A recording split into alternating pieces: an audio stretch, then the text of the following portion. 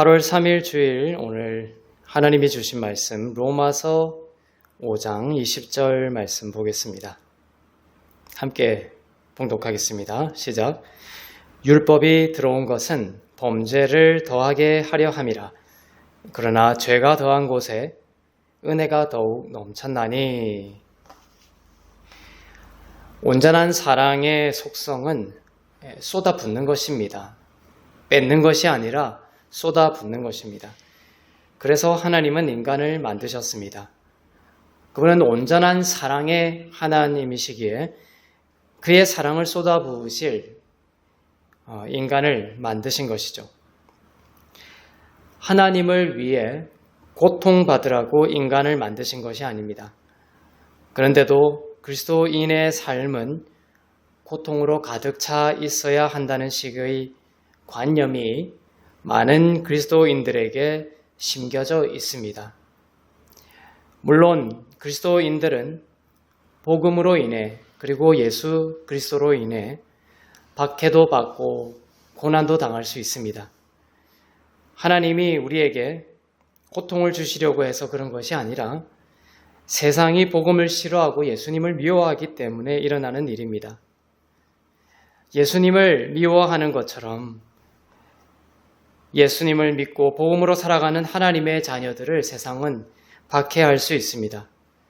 그러나 그러한 순간에서도 하나님은 위로하여 주시고 새 힘을 주시고 이기고 승리할 수 있는 능력을 더하여 주십니다. 예수님을 따르는 과정에서 생기는 이러한 박해와 고난과 달리 이런 것이 있죠. 사람의 어리석음과 무지와 어둠으로 인해 겪는 고난도 있습니다. 이러한 고난을 하나님은 우리들이 겪기를 원하실까요? 하나님은 우리가 이런 고난은 겪지 않기를 원하십니다. 그리고 그러한 고난에서 구원하여 주시기를 원하십니다. 예를 들면 과식이나 과로를 하여 몸이 아플 때가 있죠. 이런 고난은 하나님이 주신 것이 아니죠. 하나님은 이런 고난에서 우리를 구원하여 주시기를 원하십니다. 더욱 우리가 지혜롭기를 원하시고 더욱 건강하기를 원하십니다. 이사야서 53장에는 이런 말씀이 나옵니다. 그분이 우리의 질병을 짊어지셨도다. 우리의 질병을 그분이 짊어지셨다. 질병이 하나님이 우리에게 원하시는 것이란 말입니까? 아니죠. 아니라는 것입니다. 하나님은 우리의 질고를, 우리의 질병을 짊어지셨다라고 말씀하시므로 하나님은 우리에게 질병이 있기를 원하지 않는다라는 것을 알 수 있습니다. 그분은 우리에게 있는 질병을 짊어지셨고 채찍에 맞으셨고 그것으로 인해 우리가 질병에서 나음을 입었다라고 기록하고 있습니다. 아픈 것이 하나님의 뜻이 아니라는 것을 알기에 우리는 아픈 사람을 위하여 기도하는 것이죠. 성도가 믿음을 지킴으로 인해 고통을 당할 수 있습니다. 그것은 사랑 때문입니다. 고통당할 필요도 없고 쉽게 피해버리면 되는데도 사랑하기 때문에 그 사랑을 위해 고통을 당할 수 있습니다. 사랑은 본래 희생적인 것이죠. 예수님이 우리를 사랑하지 않으셨다라면 십자가의 고통을 당할 필요도 없으셨겠죠. 인간의 몸을 입고 이 땅에 오실 필요도 없으셨을 것입니다. 하늘 보좌에 앉으셔서 편히 있으면 되셨을 것입니다. 그러나 우리를 사랑하시는 그 크신 사랑으로 인해 그분은 인간의 몸을 입는 고통을 겪고 십자가의 고통을 겪으셨습니다. 사랑으로 인해, 사랑하는 것으로 인해 고통을 당할 수 있다는 것입니다. 그러나 이러한 것 말고 예수님이 우리가 겪는 것을 원하지 않으셔서 어떤 것에서 구원해 주셨습니다. 그러한 영역이 있다면 그것 때문에 우리가 고통받기를 하나님은 원하지 않으십니다. 질병이나 미움 같은 것이 대표적이죠. 겪지 않아도 될 고난의 경우 예수께서 우리에게 고난의 삶을 주시려고 대신 죽으셨다라는 말은 틀린 것입니다. 예수님은 겪지 않아도 될 고난을 주시려는 것이 아니라 무엇을 주시려고 오셨습니까? 생명을 주시려고 오셨습니다. 고난이 올지라도 고난에 무너지거나 좌절하지 않고 승리하게 하실 주님이십니다. 그리고 그 고난을 통해 더욱 성숙하게 되는 것도 합력하여 선을 이루시는 승리의 한 모습일 것입니다. 예수님은 우리에게 고난을 주시려는 것이 목적이 아니라 생명을 주시려고 왔다. 이것을 반드시 기억하십시오. 요한복음 10장 10절을 보겠습니다. 시작. 내가 온 것은 양으로 생명을 얻게 하고 더욱 풍성히 얻게 하려 함이라. 양으로 생명을 얻게 하고 더 풍성히 얻게 하시려고 오셨다. 이렇게 안 돼 있죠. 양으로 하여금 고난을 겪게 하고 더 풍성히 고통을 겪게 하려고 오셨다. 이렇게 기록되어 있지 않습니다. 겪지 않아도 되는 고난과 고통에서 구원을 받은 또 예수님을 만난 한 나병 환자의 이야기를 보겠습니다. 그 전에 구약 성경에 이 나병 환자에 대한 기록이 있는데요. 그 부분을 먼저 보겠습니다. 나병 환자, 한센병이라고도 볼 수가 있겠죠. 이 한센병자에 대한 이야기를 레위기에서 한 장 이상을 할애하여 설명하고 있습니다. 레위기 14장 1절부터 2절을 보겠습니다. 시작. 여호와께서 모세에게 말씀하여 이르시되 나병 환자가 정결하게 되는 날의 규례는 이러하니 곧 그 사람을 제사장에게로 데려갈 것이요. 당시 한센병에 걸리면 가족들로부터 끊어졌습니다. 고립되고 외롭게 썩어가고 죽었습니다. 이 한센병이 나타내는 것은 죄로 인해 죽어가는 인류의 모습을 나타내고 있습니다. 그런데 레위기에 보면 참 아름다운 말씀이 나옵니다. 자, 손만이 아니라 머리부터 발끝까지 온 몸이 한센병에 나병에 들렸을 때 제사장에게 선언하라고 하는 구절이 있습니다. 무엇을 선언하냐면 그를 깨끗하다라고 선언하라는 것입니다. 되게 신기하죠? 이게 무슨 말입니까? 한센병이 몸의 일부가 아닌 온몸에 다 퍼져서 완전히 퍼지게 되면 깨끗하다라고 선언하라는 것입니다. 어떤 복음적 의미가 있을까요? 한센병이 몸의 일부에만 들었다라는 것은 어떤 의미냐면 내가 다 악하지는 않고 조금은 선한 데가 있다라고 생각하는 것입니다. 그런데 그렇게 악하지는 않다라고 생각한다면 그런 한센병은 위험한 것입니다. 그러나 온 몸에 한센병이 퍼지면 즉 내가 전적으로 예수 그리스도 없이는 내가 전적으로 죄인이다라고 생각한다면 그 사람은 주님께서 그리스도 안에서 괜찮다라고 하시며 깨끗하다, 의롭고 흠없고 거룩하다라고 선언하시는 것입니다. 레위기 14장 2절은 나병 환자가 정결하게 되는 날의 규례를 기록하고 있습니다. 곧 그 나병 환자를 제사장에게로 데려갈 것이요 이렇게 되어 있죠. 제사장에게로 나병 환자가 직접 가는 것이 아니라 누군가가 데려가는 식으로 기록이 되어 있습니다. 나병 환자가 누군가에 의해 제사장에게로 인도된다라는 수동적인 의미가 들어 있습니다.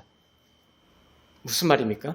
성령께서 우리를 예수님께로 데려가지 아니하면 우리는 절대로 깨끗하게 되고 구원받을 수가 없다라는 것을 말씀하고 있는 것입니다. 나병 환자가 나아서 제사장에게로 인도함을 받아 나아갔는데 제사장은 나았는지를 판별합니다. 실제로 이 레위기 14장이 구약 시대에 시행된 적은 없습니다. 왜냐하면 구약 시대 유대인들 중에 한센병 환자가 깨끗하게 된 적이 없기 때문입니다. 그런 기록도 없습니다. 그래서 이 한센병으로부터 나병으로부터 나아서 제사장에게 실제로 나온 사람은 없었다라는 것이죠. 목사님 나아만 장군은 나병에서 치유를 받았지 않습니까? 라고 말하는 분이 있겠지만 나아만 장군은 유대인이 아니었죠. 율법 아래에 있는 자가 아니었습니다. 앗수르 사람이었습니다. 구약 성경에서 나병에서 깨끗하게 된 유대인은 하나도 없었습니다. 무엇을 말합니까? 율법주의로는 하나님의 은혜의 기적을 누릴 수가 없다라는 것입니다. 그런데 예수님의 이야기를 보세요. 아주 놀라운 일이 일어났습니다. 신약 시대에 예수님이 오셨을 때 놀라운 일이 일어났습니다. 나병 환자가 낫게 되고 레위기 14장이 처음으로 시행되는 놀라운 일이 벌어지게 되었습니다. 예수님이 산상수훈을 선포하고 나서였습니다. 예수님은 산에서 내려오고 계셨습니다. 바위 틈에 나병 환자가 사람들의 눈을 피해 숨어 있었습니다. 예수님이 지나가시기를 기다리고 있었습니다. 바위 틈에 숨어있던 나병 환자는 예수님이 지나가실 때에 나와서 예수님 앞에 나아가 이렇게 말했습니다. 마태복음 8장 2절부터 3절 말씀입니다. 시작. 한 나병 환자가 나와 절하며 이르되 주여 원하시면 저를 깨끗하게 하실 수 있나이다 하거늘 예수께서 손을 내밀어 그에게 대시며 이르시되 내가 원하노니 깨끗함을 받으라 하시니 즉시 그의 나병이 깨끗하여 진지라. 나병 환자는 이렇게 말했습니다. 당신이 원하시면 낫게 해달라고 말했습니다. 그러자 예수님의 대답은 이것이었습니다. 내가 원하노니 깨끗함을 받으라. 예수님은 원하신다라는 것이죠. 정말 예수님이 낫기를 원하신다라는 믿음이 있어야 합니다. 주님 앞에 기도로 나아갈 때 정말 예수님은 원하실까라는 의심을 가지고 나아가는 것이 아니라 이 말씀을 기억하세요. 내가 원하노니 깨끗함을 받으라. 예수님은 우리가 낫기를 원하시는 분이십니다. 더욱더 생명을 얻기를 원하시는 분이십니다. 더욱더 풍성한 생명을 얻기를 원하시는 분이십니다. 내가 원한다라고 하시는 주님의 말씀이 얼마나 큰 힘이 되는지 모르겠습니다. 겪지 않아도 되는 이 한센병의 고통으로부터 너가 낫고 치유되기를 원한다라는 것이 예수님의 마음입니다. 깨끗함을 받으라라고 되어 있죠. 예수님 안에 이 생명이 있다라는 것입니다. 그 생명을 받아서 나으라는 것입니다. 우리 스스로 나을 수 있다라는 것이 아닙니다. 예수님 안에 있는 깨끗함을 받아 우리의 깨끗함이 그 깨끗함이 우리의 깨끗함이 되는 것이죠. 예수님의 생명이 우리에게 흘러와서 우리를 낫게 한 것입니다. 남자는 즉시 깨끗해졌습니다. 그리고 예수님은 심오한 명령을 덧붙이셨습니다. 깨끗하게 되었으니 제사장에게 가서 모세가 명한 예물을 드리라고 하셨습니다. 그런데 이 일이 처음으로 일어나게 된 것이죠.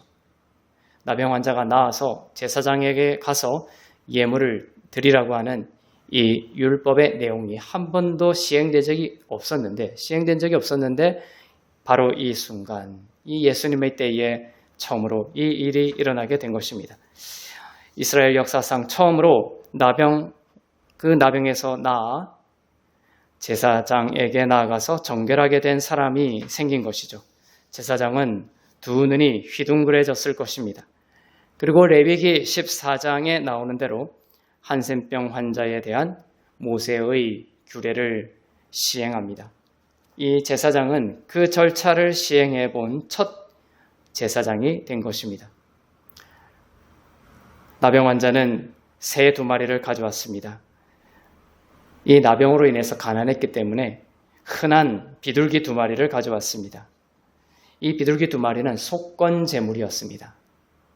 속건제물은 특정한 죄나 잘못으로 인해 하나님 또는 사람들에게 빚진 것을 배상하고 회복하는 데 초점이 맞춰져 있는 제물입니다. 제사장은 그 나병 환자가 가진 2마리의 새 중에 1마리는 죽입니다. 피를 흘립니다. 그리고 그 죽은 새의 피를 물과 섞습니다.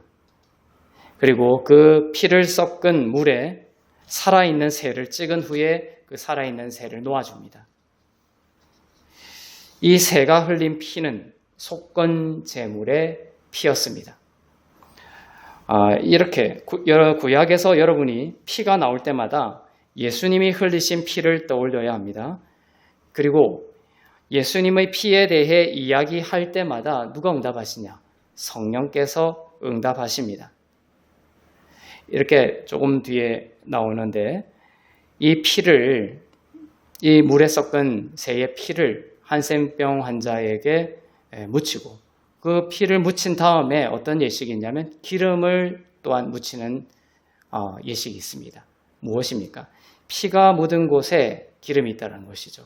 예수 그리스도의 피가 있는 곳에 성령께서 역사하신다는 것을 말씀하고 있습니다.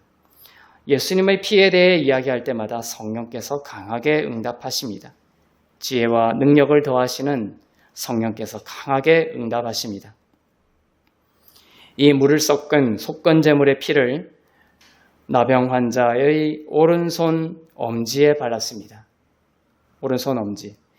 이 속건제에서 여러분이 또한 복음의 관점에서 기억해야 할 것은 속건제물을 의지하면 여러분이 빼앗긴 것의 5분의 1을 더해 돌려받게 된다는 것입니다. 즉 120%의 보상이 있게 됩니다. 예수님이 여러분을 대신해 속건제물이 되셨기 때문입니다. 누군가에게 사기를 당하거나 누가 여러분에게 죄를 지었을 때에 그 잃어버린 것보다 훨씬 많은 것을 돌려받게 되는 것입니다. 이것이 속건제의 비밀입니다. 이것은 피해자에게뿐만 아니라 죄를 범한 사람에게도 동일하게 적용됩니다. 속건제물 되시는 그 예수님의 보혈을 의지했을 때 그 죄를 범한 자에게도 동일하게 있게 되는 속건제물의 은혜입니다. 왜 이런 일이 일어나냐? 시편 69편 4절입니다. 여기서 내가 이렇게 나오는데 내가가 바로 예수님입니다. 시작. 내가 빼앗지 아니한 것도 물어주게 되었나이다. 이것이 속건제물을 염두에 두고 하나님께서 다윗의 입술을 통하여 기록한 것이에요. 예수님에 대해서 기록한 것입니다. 예수님이 빼앗지 아니한 것도 물어주게 되었다. 예수님은 무엇을 빼앗는 분이 아니시죠. 그렇지만 우리가 우리의 죄로 인하여 누군가의 것을 빼앗았을 때 빼앗긴 자, 또 뺏은 자가 있죠. 그 모두에게 속건제의 은혜가 임하게 하기 위해서 이 구절을 주셨습니다. 내가 빼앗지 아니한 것도 물어주게 되었나이다. 그래, 빼앗긴 자에게도 또 빼앗은 자에게도 은혜가 임하는 것이죠. 120%의 5분의 1을 더한 보상이 임하는 것입니다. 회복이 임하는 것입니다. 언제요? 속건제물 대신 예수님을 의지할 때. 예수님이 나의 속건제물이십니다. 이 문제에 있어서 예수님이 나의 속건제물이 되십니다. 이 믿음과 고백이 있는 자에게 말이죠. 우리의 죄로 인해 우리가 물어주어야 했으나 예수께서 빼앗지 아니한 것도 물어주시는 대속의 은혜가 복음 가운데 임하게 된 것입니다. 이러한 속건제물의 신비를 바울이 은혜의 복음으로 풀어쓴 것이 바로 죄가 더한 곳에 은혜가 더욱 넘친다라는 말씀입니다. 로마서 5장 20절을 보겠습니다. 시작. 율법이 들어온 것은 범죄를 더하게 하려 함이라. 그러나 죄가 더한 곳에 은혜가 더욱 넘쳤나니. 그렇죠? 죄가 더한 곳에라고 할 때에는 자연적인 증가를 뜻하는 플레오나조라는 동사를 씁니다. 그런데 은혜가 더욱 넘쳤다라고 할 때에는 후포페리세우오라는 단어를 쓰는데 측정할 수 없을 정도로 차고 넘친다라는 뜻입니다. 죄가 더한 곳에 멸망이 있는 것이 아니라 도리어 측량할 수 없는 은혜의 넘침이 있다라는 이 말씀의 신비를 여러분이 꼭 깨닫고 적용하는 삶이 되시기를 바랍니다. 예수님이 속건제물로 여러분을 위해 피를 흘리셨기 때문입니다.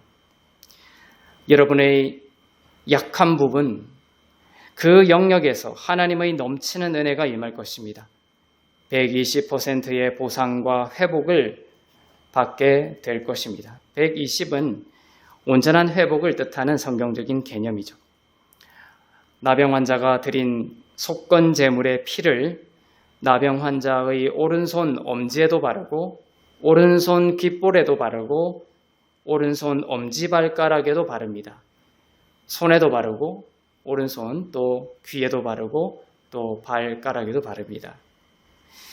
예수의 피를 의지하는 여러분이 만지고 또 듣고 걷는 모든 것에 있어서 어떤 은혜가 임한다? 속건제의 은혜가 임한다는 뜻입니다. 120%의 보상과 회복이 있을 것입니다. 속건제물이신 예수님으로 인해 내가 만지는 모든 것이 형통할 것이라는 믿음의 고백을 하십시오. 속건제물 되신 그분으로 인해 내가 말하고 듣는 모든 것이 이루어질 것이라는 믿음의 고백을 하십시오. 속건제물 되신 그분으로 인해 내가 걷는 모든 땅이 거룩해지고 축복의 땅이 될 것이라는 믿음의 고백을 하십시오. 그 믿음으로 사시기를 바랍니다. 예수님의 피는 우리의 모든 죄를 용서하시고 정결하게 하시는 피이기 때문입니다. 속건제물의 피를 몸의 각 부분에 바른 것처럼 여러분은 예수의 피로 이미 정결하게 되었으며 또한 늘 정결하게 되어 가고 있다라는 의식과 믿음으로 사시기를 바랍니다. 나는 예수 그리스도 속건제물 대신 예수의 피로 정결하다. 이 믿음. 그리고 어떤 연약함과 죄와 또 허물 가운데 넘어졌을지라도 예수 그리스도의 속건제물의 피로 내가 깨끗하게 씻김을 받았다. 이 믿음의 고백을 할 때 속건제물 대신 예수 그리스도로 인해서 5분의 1을 더한 속건제물의 은혜가 풍성함이 그 생명이 여러분에게 더하여지게 될 것입니다. 요한일서 1장 7절을 보겠습니다. 시작. 그가 빛 가운데 계신 것 같이 우리도 빛 가운데 행하면 구원받았으면 빛 가운데 있는 것입니다. 우리의 힘으로 빛 가운데 있으려고 하는 것이 아니라 그가 빛 가운데 계신 것 같이 우리도 빛 가운데 행하면 이것이 무슨 뜻입니까? 열심히 선한 일을 해라 이런 뜻입니까? 아니에요. 구원받았으면 우리는 빛 가운데 있는 것입니다. 성경은 말합니다. 여러분들은 빛의 자녀라고 말씀하셨어요. 여러분은 빛의 자녀이고 빛 가운데 있는 사람들입니다. 그런데 여기서 우리가 빛 가운데 행하면 이 뜻은 뭐냐면 빛 가운데 있다라는 것이 여러분이 죄를 완벽하게 안 짓는다라는 것을 뜻하는 것이 아닙니다. 빛 가운데 있다라는 것은 예수의 보혈이 현재형으로 계속해서 모든 죄로부터 우리를 씻는다라는 의미입니다. 그런 믿음과 의식으로 사는 것이 빛 가운데 행하는 것입니다. 여기서 행하다라는 것은 걷다라는 헬라어로는 걷다라는 뜻이죠. 빛 가운데 걷는 것을 말합니다. 즉 예수 그리스도의 속건제물의 피로 나의 모든 죄가 정결하게 되었다, 용서받았다라는 믿음과 의식으로 사는 것이 바로 빛 가운데 행한다, 걷는다라는 뜻입니다. 성경은 말씀합니다. 우리가 예수 그리스도의 피로 새롭게 되었다라고 말씀합니다. 여러분은 모든 죄로부터 정결케 되었습니다. 그 믿음을 가지고 사는 거예요. 그것이 빛 가운데 걷는 것입니다. 오늘 여러분은 무엇을 더욱 의식하며 살아가고 있습니까? 지금까지의 죄와 실패입니까? 아니면 우리의 모든 죄와 실패를 정결케 하셨고 지금도 정결케 하고 계시는 예수 그리스도의 보혈입니까? 비록 죄와 실패를 겪었더라도 그렇게 죄가 더했다 하더라도 플레오나조 더했다 하더라도 죄가 더했다 하더라도 오직 예수님의 보혈로 인해 나의 죄와 실패와 허물이 정결케 되었다라는 것을 그래요. 이 속건제의 은혜가 더욱 나의 삶에 후퍼페리세우 측정하지 못할 정도로 차고 넘친다라는 이 믿음으로 사는 것입니다. 이 진리를 의식하며 사는 것입니다. 그러한 믿음과 그러한 생각과 마음으로 사는 자에게는 바로 죄가 더한 그 부분에, 그 연약한 부분에 하나님의 더욱 넘치는 측량할 수 없는 은혜가 있게 될 것입니다. 여러분이 생각하지도 못할 은혜의 보상이 있게 될 것입니다. 하나님의 때에 반드시 그렇게 될 것입니다. 그러니 죄를 지었다, 연약하여 넘어졌다, 그러한 이유로 좌절하기보다는, 또한 많은 실패로 인해 이제 소망이 없다 이렇게 낙심하기보다는 속건제물의 은혜를 소망하는 삶을 사세요. 그 영역에 더 많은 하나님의 은혜가 넘치게 될 것을 믿으시기를 바랍니다. 포기하지 마시고요. 대표적인 게 바로 다윗의 경우였죠. 다윗만큼 죄를 많이 지은 사람이 있을까요? 또 그는 살인자였고 간음자였습니다. 그는 밧세바의 남편을 죽이고 밧세바를 아내로 취하였습니다. 하나님의 뜻이 아니었죠. 죄가 더한 곳이었죠. 다윗에게 그것은 죄가 더한 부분이었습니다. 그러나 오늘 로마서에서 바울이 한 말씀처럼 어떻게 되죠? 그 죄가 더한 그 영역에 있어서 속건제물을 의지했을 때 다윗이 어떻게 됐습니까? 넘치는 하나님의 은혜가 그 영역에 있게 됐죠. 다윗은 정말 내가 그렇게 넘어지고 잘못한 것이 정말 잘한 것이다 이렇게 한 것이 아니라 주님 앞에 가져갔습니다. 그리고 이제 그 부분에 있어서 예수께서 나의 속건제가 되셨다라는 그러한 믿음의 고백으로 나아갔습니다. 다윗은 자신의 노력으로가 아니라 하나님의 은혜를 의지하였고, 그렇게 했을 때 하나님은 어떻게 했습니까? 다윗과 그 밧세바, 우리의 생각 같으면 어때요? 다윗과 그 밧세바 사이의 결혼 관계는 완전히 파괴하고 마는 것이 정당하다고 생각하지 않겠습니까? 무효화되어야 된다고 생각하지 않겠습니까? 그러나 다윗은 그 연약함을 하나님께 가져갔어요. 그리고 그 모든 죄를 예수 그리스도의 속건제로 정결케 되었다라는 자기의 힘으로가 아니라 속건제 되신 예수 그리스도의 보혈의 은혜로 깨끗하게 되었다는 것을 믿고 그 영역에 있어서 포기하지 않았습니다. 하나님의 넘치는 은혜가 있을 것을 기대했죠. 그렇게 했을 때 하나님은 다윗과 밧세바 사이에서 난 솔로몬이라는 아들을 다윗의 후계자로, 왕으로 세우시는 흘러 넘치는 은혜를 주셨던 것이에요. 그것이 예수님의 계보가 되지 않습니까? 얼마나 놀라운 은혜가 있습니까? 우리의 생각과 사고를, 지각을 뛰어넘는 하나님의 이 신비입니다. 은혜가 더욱 넘치도록 죄를 더 지으라는 말이 결코 아닙니다. 하나님은 그것을 미워하십니다. 그러나 이미 넘어진 영역, 그 영역이 있다면 좌절하지 마세요. 좌절하지 말고 그 이미 넘어진 영역과 허물과 죄의 영역을 주님께 가져가서 속건제물 대신 예수님의 은혜를 바라보세요. 새로운 소망이 있다는 것입니다. 하나님은 그 영역에 있어서 여러분을 다시금 새롭게 하실 거라는 거예요. 그리스도의 생명을 주시고 그리스도를 닮아가게 하고 그리스도의 양으로 생명을 얻게 하고 더 풍성히 얻게 하는 속건제물의 은혜를 넘치게 하실 거예요. 언제나 주님께로 가면 해답이 있고 언제나 주님께로 가면 길이 있고 소망이 있는 것입니다. 그러니 여러분, 이미 넘어진 그 영역에서 좌절하지 말고 예수의 보혈을 의지하고 그분의 은혜를 의지하기를 바랍니다. 여러분이 구하고 생각하는 것보다 더욱 넘치도록 하실 이가 예수님이십니다. 나를 대신하여 피를 흘리신 예수 그리스도의 보혈의 공로를 의지하여 여러분의 연약하고 넘어진 모든 영역에서, 지금 한숨 지는 그 모든 영역에서 속건제물 대신 예수님을 초청하세요. 그 부분에서 차고 넘치는 후퍼페리세오, 측량할 수 없는, 인간의 이성과 능력으로 측량할 수 없는 넘치는 은혜의 풍성함을 여러분들이 누리고, 그렇게 함으로써 하나님과의 그 사랑의 관계가 더욱 깊어지는 은혜가 여러분의 삶 가운데 충만하기를 주님의 이름으로 축복합니다. 기도하겠습니다. 사랑의 하나님 아버지, 당신의 온전한 사랑으로 우리를 창조하시고 하나님의 아들을 주시기까지 사랑을 쏟아부어 주시니 감사합니다. 예수님을 따르는 삶에서 받는 그러한 고난을 두려워하지 않게 하시며 함께 하시어 이기게 하옵소서.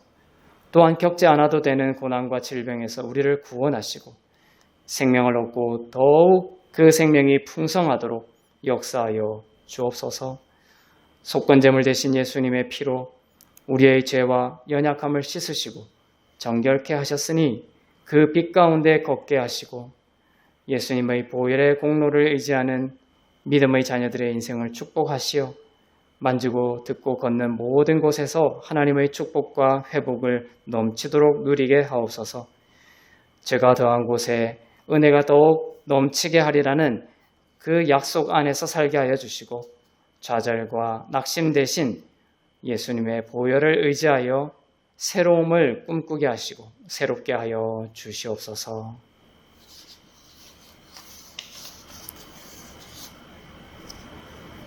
감사드리며 이제는 우리 주 예수 그리스도의 은혜와 하나님 아버지의 사랑과 성령님의 위로교통 새롭게 하심의 역사가 예수님의 보혈을 의지하는 믿음으로 죄가 더한 삶의 영역에서 더욱 차고 넘치는 하나님의 은혜를 누리기를 소망하는 주 안에서 의롭고 흠없고 거룩한 교회 위에 선교사님들 위에 북녘 땅과 민족들 위에 이제부터 영원토록 충만하시기를 간절히 축원하옵나이다. 아멘. 한 주간도 속건제물 되신 예수님의 은혜로 넘치는 주의 생명으로 넘치는 한 주가 되시기를 주의 이름으로 축복합니다. 모든 영광과 권세를 주님께 올려드리겠습니다.